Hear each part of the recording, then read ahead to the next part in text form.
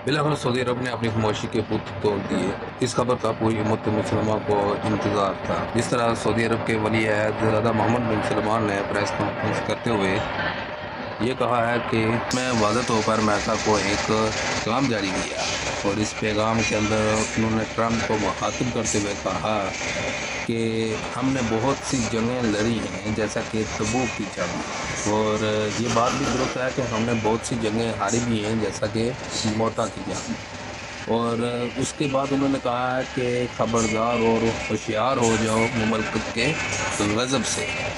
और साथ उन्होंने ये भी कहा है कि हमने वक्त के बड़े बड़े सबूतों यानी अबू जहल और अबू लहब को भी टक्कर दी है। साथ उन्होंने ये भी कहा है कि वक्त आने पर हम बहुत कुछ कर सकते हैं। अब देखना ये है कि सऊदी अरब की क्या प्लानिंग है और सऊदी अरब क्या चाहता है, और ये पैगाम क्यों दिया, और इस पैगाम के पीछे किन ममालिक का हाथ है, और इस पैगाम का सबसे बड़ा मकसद क्या है अमेरिका को थ्रेट्स करने का।